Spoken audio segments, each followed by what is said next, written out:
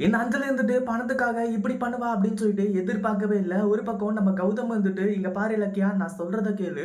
நீ இப்போ இந்த டைவர்ஸ் பத்திரத்த அதாவது நம்ம கடைசியா எடுக்கக்கூடிய ஒரே ஒரு விஷயம் இதுதான். இந்த டைவர்ஸ் பத்திரத்த கொண்டு போயி அஞ்சலி முன்னாடி காட்டி, இதுல சைன் போட சொல்லு. அப்படி அவ சைன் போடல அப்படின்னு சொல்லிட்டு வந்து சொன்னா, கடைசியில வந்து பார்த்தீங்கன்னா, நீ எந்த எல்லைக்கும் போறதுக்கு தயங்காத. அதாவது அந்த பத்திரத்த அவள வந்து பார்த்தீங்கன்னா, சைன் போட்டு கார்த்திக்க வந்து பார்த்தீங்கன்னா விடுதலை பண்ணிட்டா. கடைசியில வந்து பார்த்தீங்கன்னா, நீ கேட்கிற பணத்த அவனுக்கு குடுக்குறேன். அதாவது எவ்வளோ பணம் வேணாலும் குடுக்குறேன் அப்படின்ற மாரி சொல்லு.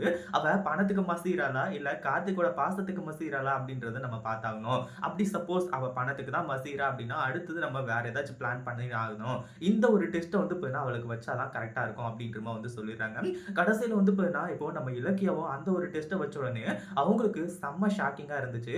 ஆனா கடைசியில நடக்கிறது இன்னும் வந்து பார்த்தீங்கன்னா, பயங்கர ஷாக்கிங்கா இருக்க போகுது.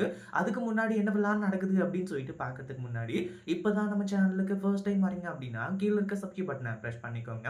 இப்போ நம்ம கௌதம் இருந்துட்டு இலக்கியா கிட்ட அப்படி சொன்ன உடனே, இது மிகப்பெரிய ரிஸ்க் மாரி தான் இருக்கு அப்படின்னு சொல்லிட்டு வந்து நெனச்சாங்க.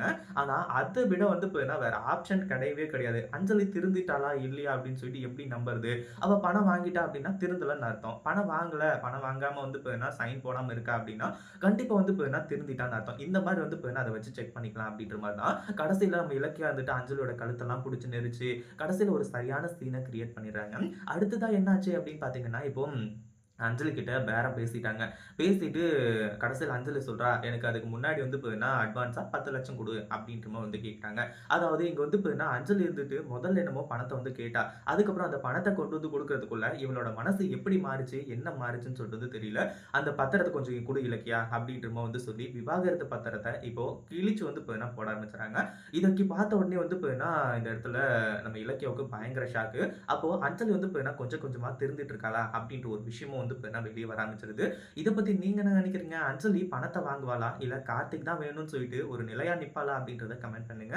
இந்த வீடியோ புடிச்சிருந்தா லைக் பண்ணுங்க, ஷேர் பண்ணுங்க. இப்பதான் நம்ம சேனலுக்கு ஃபர்ஸ்ட் டைம் வரீங்க அப்படின்னா, கீழ இருக்க சப்ஸ்கிரைப் பட்டன பிரஸ் பண்ணிக்கோங்க.